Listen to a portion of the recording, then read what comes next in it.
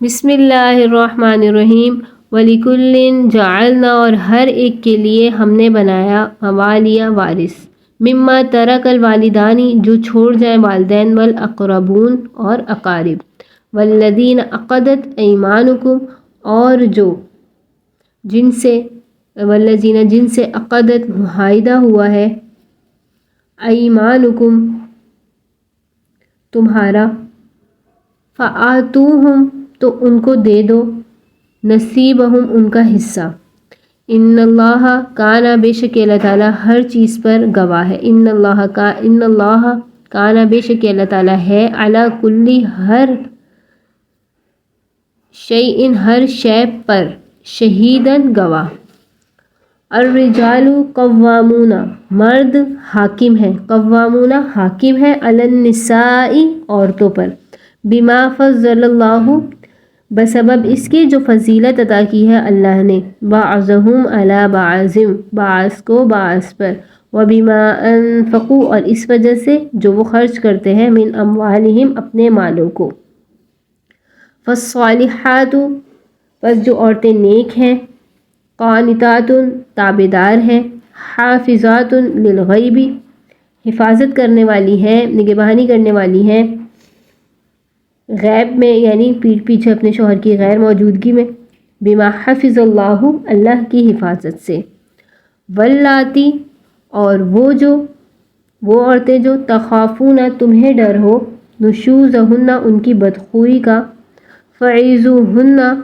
تو ان کو سمجھاؤ نصیحت کرو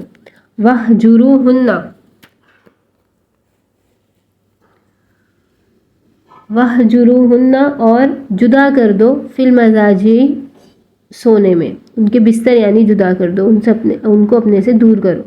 وضربوہن اور ان کو مارو فإن اطعنکم پھر اگر وہ تمہاری اطاعت کریں فلا تبغوا علیہن سبیلا پھر نہیں ہے تم پر کہ تم تلاش کرو ان کے لیے کوئی رستہ اگر وہ اطاعت کر لیں تو ٹھیک ہے ان اللہ کانا بے شک اللہ تعالیٰ ہے علی کبیرہ بہت بڑا بہت بلند اللہ تعالیٰ نے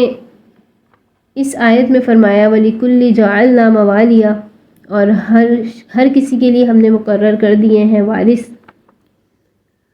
وارثوں کا تقرر بیان فرمایا یعنی مرد ہو یا عورت ہر ایک کے لیے تم میں سے اے مسلمانوں ہم نے وارث مقرر کر دیے اس مال کے جو چھوڑ جائے والدین اور قرابت والے کسی کو اس سے محروم نہیں رکھا اور جن لوگوں سے تمہارا معاہدہ ہوا ہو ان کو ان کا حصہ ضرور پہنچا دو والذین عقدت ایمانکم جن سے تمہارا معاہدہ ہوا ان کو ان کا حصہ ضرور پہنچا دو اللہ تعالیٰ کو تمام امور کا علم ہے کہ وارثوں کا کیا حصہ ہونا چاہیے اور جن سے معاہدہ ہوا ہے ان کو کیا ملنا چاہیے اور ہمارے ان احکام کو کون بجا لاتا ہے کون نافرمانی کرتا ہے اللہ کو تمام علم ہے اکثر لوگ آپ صلی اللہ علیہ وسلم کے ساتھ مسلمان ہوئے اکیلے مسلمان ہو گئے ان کا سب کنبہ قبیلہ خاندان تمام اقربا جو ان کے تھے وہ کافر چلے آتے تھے تو اس وقت حضرت محمد صلی اللہ علیہ وسلم نے دو مسلمانوں کو آپس میں بھائی کر دیا تھا وہی دونوں آپس میں ایک دوسرے کے وارث ہوتے جب ان کے اقربا بھی مسلمان ہو گئے تب یہ آیت اتری کہ میراث تو اقربا اور رشتہ داروں ہی کا حق ہے اب رہ گئے وہ منہ بولے بھائی تو ان کے لیے میراث نہیں ہاں زندگی میں ان کے ساتھ اچھا سلوک ہے اور مرتے وقت کچھ وصیت کر دیں تو مناسب ہے لیکن میراث میں منہ بھولے بھائی کا کوئی حصہ نہیں آگے فرمایا اور رجال قوامون مرد حاکم ہے عورتوں پر تو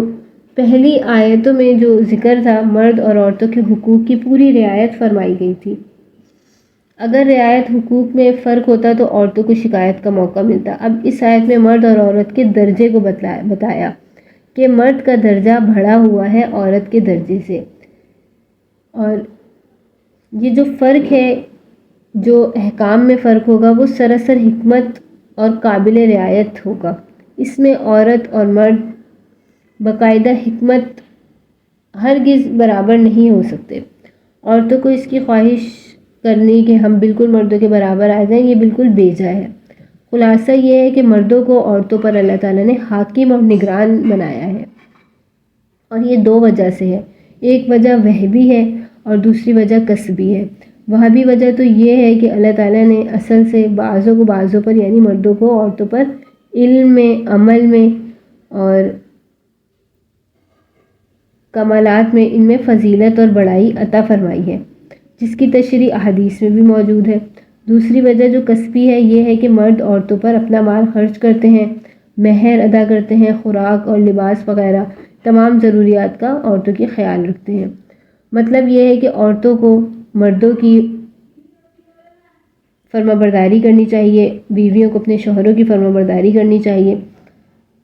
ایک مختصر واقعہ ہے کہ ایک صحابیہ رضی اللہ عنہا نے اپنے خاوند کی نافرمانی بہت کی۔ آخر کو مرد نے ایک تماچا مارا۔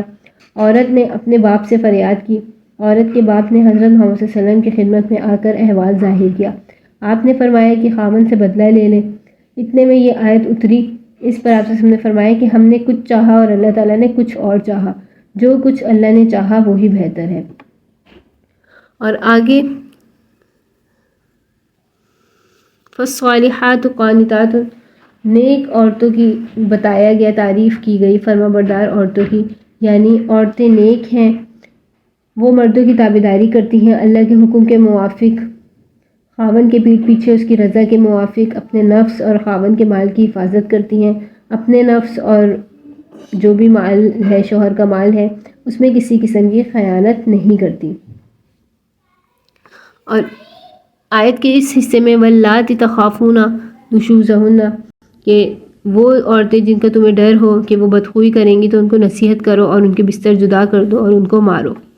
پھر اگر وہ اطاعت کرے تو تم تلاش نہ کرو ان پر کوئی رستہ۔ اس میں عورتوں کی سرکشی کی اصلاح کی گئی، یعنی اگر کوئی عورت خاوند سے بدخوئی کرے تو پہلا درجہ تو یہ ہے کہ مرد اس کو زبانی سمجھا دے، اگر نہ مانے تو دوسرا درجہ یہ ہے کہ جدا سوئے لیکن اسی گھر میں،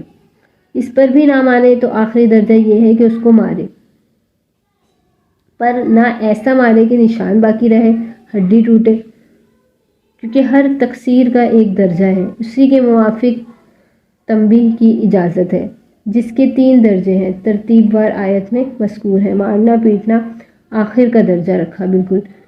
سرسری قصور پر نہ مارے، ہاں قصور زیادہ ہو پھر مارنے میں حرج نہیں، جس قدر مناسب ہو مارے پیٹے، مگر اس کا لحاظ رکھے کہ ہڈی نہ ٹوٹے اور نہ ایسا زخم پہنچائے جس کا نشان باقی رہ جائے۔